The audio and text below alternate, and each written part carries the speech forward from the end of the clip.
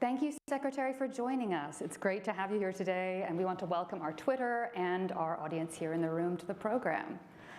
We are so excited to talk about your work at transportation, the infrastructure bill, and more, and we will leave some time for audience questions at the end. Well, thanks, Catherine, and thanks to the Council for having me. I've been looking forward to this.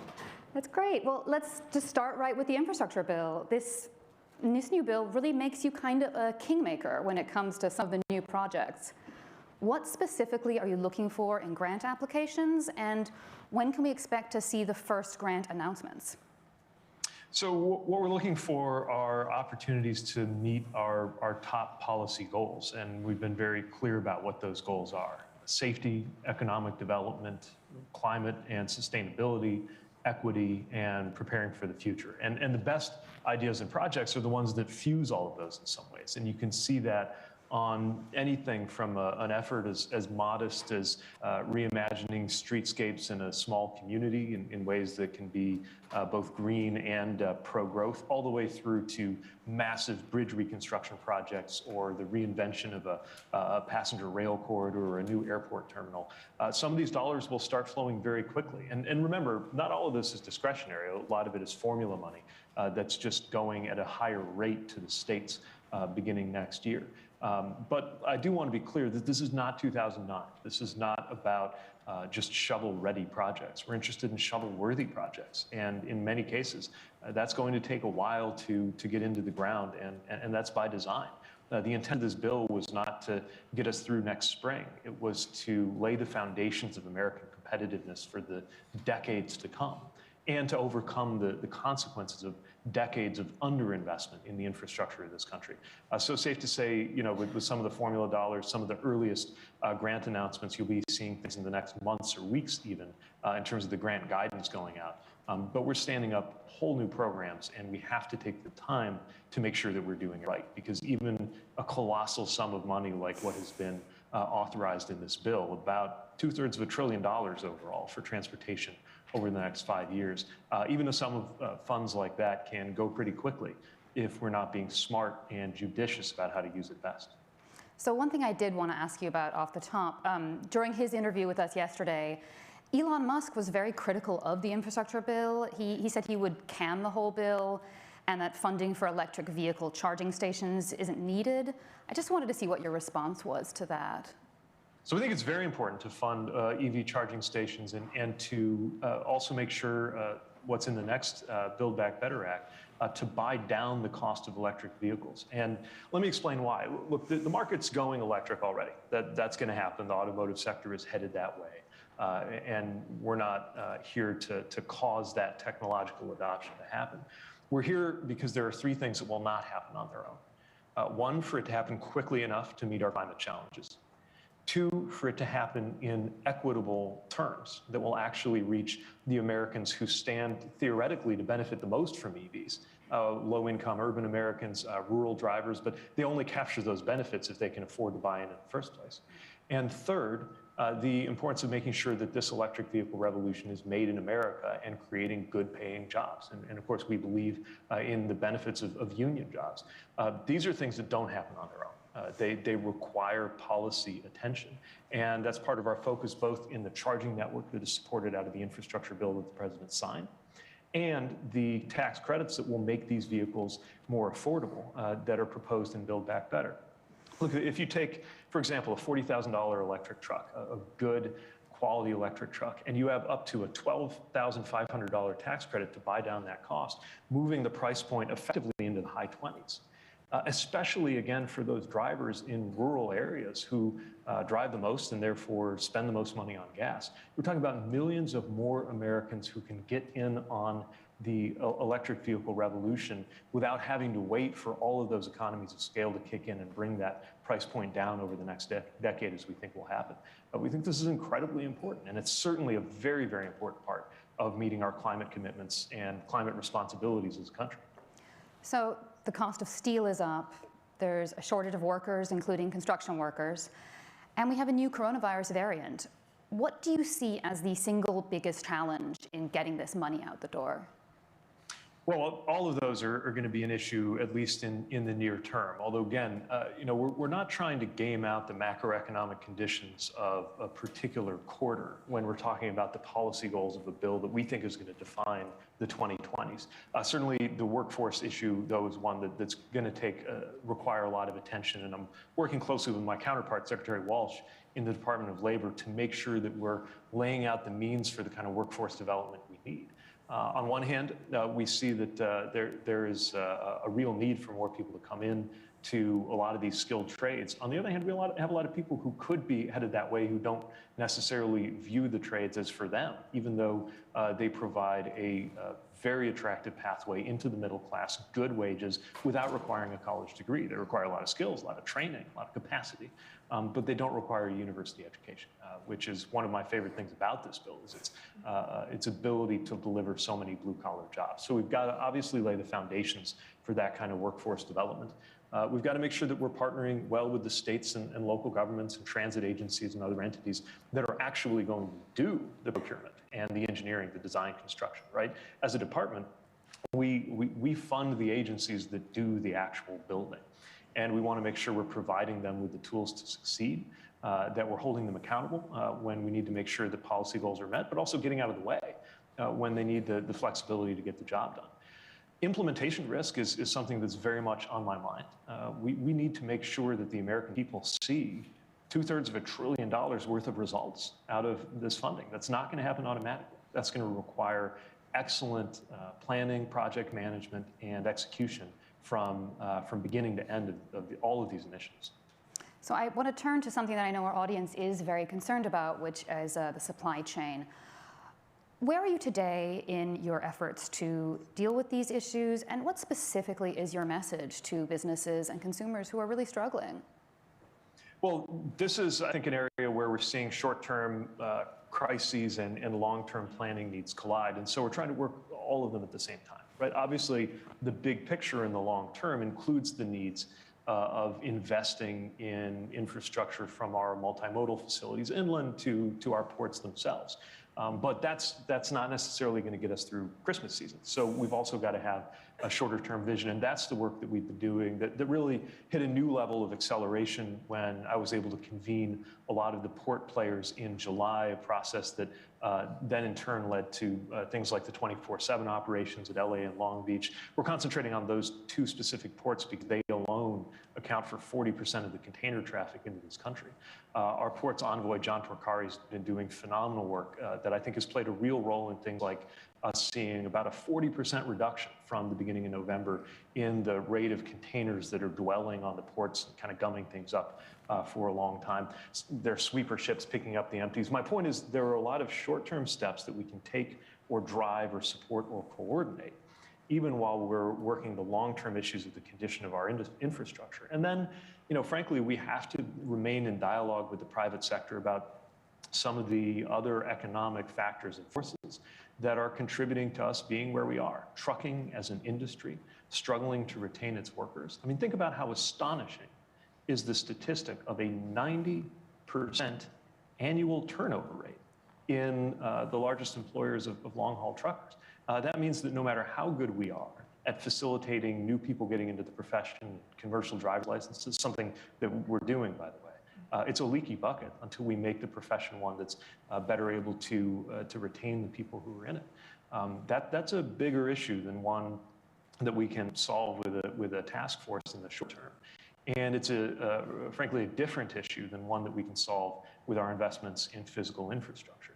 The same is true of getting some of the players at the ports, the shipping companies, to share data. I'm not talking about proprietary data. I'm talking about just the basic data sharing that's necessary for efficient port operations, which is something that we don't have nearly enough going on right now. So short, medium, and long term, there's a lot to do. But I think we also all know that as long as the pandemic persists, it will be poking holes in all of our supply chains and all of our supply-demand relationships around the country and around the world. How soon could the infrastructure bill itself help ease any of these bottlenecks, or is that a part of the longer-term strategy? Well, part of the President's Port Action Plan, which has a real sense of urgency, is for my department to be issuing both announcements about a recent round of port infrastructure grants coming in a matter of weeks, and the guidance for the next round of grants. So some of this work is picking up right away. But again, that's about the physical infrastructure. We can't wait for that to be ready, to be doing the work we're already doing. Trying to facilitate things like clearing out empty containers that get in the way. Also, by the way, I really want to applaud and thank the many private sector players who have stepped up, from big box stores to logistics players who have answered the call on ways to get creative, to make more use of those later shifts or periods when the roads are less congested. And that's not only important from a big business perspective and getting those inventories to the shelves of some of the biggest name stores in the country. It's also important because it frees up capacity for the small and medium-sized businesses, which I think are actually the most vulnerable, because they're not chartering their own ships. They don't have their own deep relationships or volume commitments to be able to get their way. And so it's very important, as we're working with the largest businesses, that we're doing it with regard to the outcomes for the small ones as well. Just one more on that. Representative Gottheimer is proposing that the National Guard be used to move goods. He is bringing forth some legislation that would create a supply chain czar. Do you think that those moves would be helpful? Well, again, I would point to the role of our ports envoy, who is playing a very specialized role in supply chain management right now. Always open to looking at new ideas, and Representative Gottheimer is somebody I know well and would love to talk with about this. There are always new stones that we can turn, but there's almost always a knock-on effect to anything that you do. For example, National Guard members have day jobs, often in the supply chain if they're CDL holders. So we really need to think about any approach that we take and making sure it really meets the needs of the moment. So you're spending a lot of time traveling the country talking about these programs, meeting with mayors, talking to governors. Why do you think the president's popularity has declined, even as you are passing programs that polling shows are broadly popular? Well, what we know is that the president's agenda is extremely popular. The bill that we just passed, the infrastructure work that we've been doing, but also the provisions of the Build Back Better agenda that we're advancing that's in the Senate right now. The American people don't need to be sold on the idea that we ought to cut the cost of prescription drugs, that we ought to make it more affordable to raise a kid in this country, that we'd be a stronger and more competitive country if we had 3- and 4-year-olds have access to pre-kindergarten regardless of their income. I mean, these are things that are considered pretty basic in a lot of developed countries, and we need to have them and then some in order to really lead the world. People get that because they live it. Now, in terms of the politics of the moment, the ups and the downs, that's subject to all of the things that happen in the noise of coverage. But I know the president believes, and I very much believe, that ultimately good policy is good politics, and that these policies are popular because they are wise, and that there will be a recognition of that among the American people through time, too. One thing I reflect on a lot is the political trajectory of the Affordable Care Act, which was deeply unpopular when I was first getting into politics, and over time became so well regarded among the American people that even when the Republican Party, that was so deeply committed to removing it, controlled all of the levers of government, they didn't do it. Because, of course, people saw how this legislation, imperfect though it may have been, improved their lives. I think similarly, the legislation and the work that we're talking about here on anything from a child tax credit going into a parent's pocket next month to an infrastructure project that will yield benefits in the back half of this decade, they will deliver concrete improvements in American lives. You mentioned some of the provisions in the Build Back Better bill, so I just wanted to ask, you recently took parental leave after the birth of your children. Do you expect that paid leave will be cut from Build Back Better, and what do you say to that? Well, I don't know which legislative vehicle will ultimately bring paid leave into law, but I know that it's the right thing to do, and that's why the president proposed it. This is something, again, that the American people already think is a good idea. One of the rare moments of bipartisan agreement, I think, during the last administration was the legislation that extended 12 weeks of paid leave to career federal employees. Organizations, companies that do it report so many benefits in terms of employee engagement, retention, productivity. We know that this is a good policy. How exactly it becomes law remains to be seen. But what I know is that the law in front of us right now, Build Back Better, the opportunity that represents to cut the cost of childcare in half for so many families, to make pre-K, 3- and 4-year-old pre-kindergarten education universal, and so many other things that are in there. It's going to dramatically improve what it's like to raise a kid in this country for the better. And now that my husband and I are raising kids, we have a personal understanding of what I always believed intellectually, which is that our country needs to do more to make it easier to be a parent in this country. A couple of quick ones before I turn it to the audience. Do you plan to stay in your current role for the entire term? I would love to. Obviously, that's literally above my pay grade. I serve at the pleasure of the president, and I'll try to keep doing a good job for as long as that's the case. Look, at any time, this is an amazing job to have. It touches everything from the things people think about every day, planes, trains, and automobiles, to commercial space travel, drones, some of the most interesting developments happening in the U.S. economy and in U.S. technology. So it's always an interesting job to have. But this moment, I'm convinced, sitting here as the 19th person to hold this office, there has never been a moment when it's more exciting, more compelling, and of course, more demanding to have this role. And I'm thrilled to have it and surrounded by colleagues, career folks in this building who in many ways have waited their whole lives for a moment like this, and fellow appointees who bring such energy and such talent to this. I'm loving this job.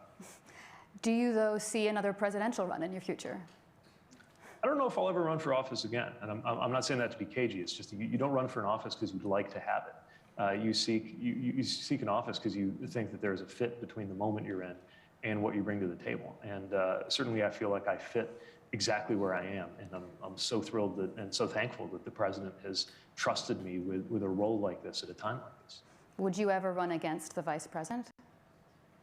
Look, the last thing on my mind right now is campaigns. And by the way, I think, look, nature hates a vacuum, and so does the commentary. And so if there isn't drama, some will be developed in order to have something to talk about. The vice president is someone that I admire, that I love working with. We just traveled to North Carolina last week to celebrate something we both care about, which is the infrastructure investments that she and her leadership role helped to deliver in terms of that legislation, and that I have a responsibility to help implement. And I couldn't be prouder to be part of the Biden-Harris team. That's great. I'm going to turn and see if is there anyone in the audience who would like to pose a question to the secretary. I see a hand right here.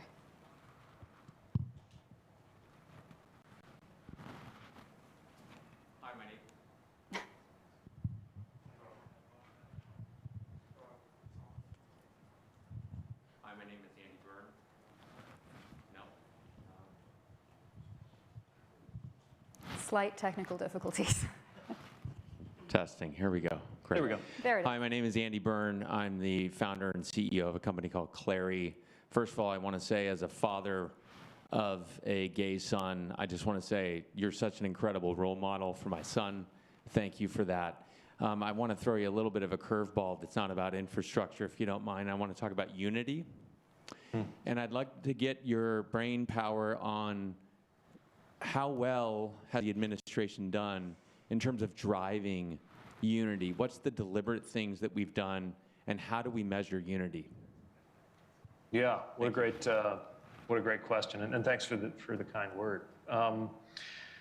The president made it clear at the outset of his campaign when he talked about the soul of America being what was on his mind, that unity is one of the most important roles of the presidency. And I think you see that reflected in this administration's approach, including in moments, by the way, when a lot of folks in this town said that it was useless or even foolish to believe in the possibility of bipartisan action, right? And here you had, a couple weeks ago, I was right there, Republicans and Democrats, House and Senate members, on the south lawn of the White House with the president as he signs into law, not renaming a post office, but a major, substantial, substantive piece of legislation crafted with input from both parties and voted on with a healthy amount of support from Republicans as well as the Democratic support. Now, does that mean that all of our problems dissolve? Of course not, but I think it's a sign, a very, very big one, and an important thing for people to have witnessed in today's Washington. And you'll notice that this administration, certainly this president, whenever there is an opportunity, will move in the direction of seeking to bring people together without pretending that the divisions we face aren't profound and serious and even dangerous. I think the overall project of unifying the American people is a generational project. It's not one that will be achieved in a year or 4. But I also think we might underestimate the unifying power of concrete results, of just literally getting stuff done. And so I take very seriously the way the president talks about a democracy itself partly being on the line here, in the sense that if people see that our democratic system, with its tug-of-war nature and its messiness, can get you clean, safe drinking water and a good electrical grid and a decent bridge network in this country, that actually does as much as any kind of lyrical tributes to our tradition of liberty and democracy to actually make that tradition secure. And so in that very sort of workman-like sense, it's on my mind every day as part of the stakes of doing the most unglamorous things that we handle in this department and in this administration. I think we have time probably for one more. Is there anyone else in the audience or online with a question? If not, I have lots more. Okay, well, this is a little more big picture, Secretary, but I'm curious, working from home over the past 2 years has really changed how people travel, how people commute. How do you make sure that you're investing now in the infrastructure of the future and not the past? It's a great question, and one that's on our minds a lot. Because, of course, the life of our decisions, certainly the life of a major transportation infrastructure decision, is 50 years or more. And part of what you have to do, of course, is not to imagine that you really have succeeded in forecasting the commuting pattern of 2042, but that you've designed an infrastructural network that will be resilient and useful and, as much as possible, adaptable to the uncertainty and change that is coming our way. 2 things, though, have become clear. One, there's a lot of change. Commuting's not going to look like it did in 2019, certainly not going to look like it did in the 1950s, 60s, and 70s when so much of what we have now was built. But the second thing that is very clear is that people will always need to be with other people, no matter how good the conferencing technology gets. It's very clear that from a business perspective, from a human perspective, we need to be around each other in order to thrive, at least some of the time. The models may change. It could be hybrid. It could be staggered. And I know I'm very interested to see how the leaders in this room and on this call are approaching that. Even just as an organization, 55,000 employees, we're working our way through the puzzles of the return to work for our own agency. And there are no obvious answers. And I think there'll be a lot of trial and error, and that's fine. So the important thing is to uphold those policy priorities that we care about: safety, climate, equity, job creation, economic competitiveness, in ways that will make sense across many multiple possible futures, and then position ourselves with those pulleys and levers that we have as policymakers to adapt to the actual signs and evidence and patterns that we see around us. Secretary, thank you so much for taking the time to talk with us. We really appreciate it. Thanks for having me. It's an honor.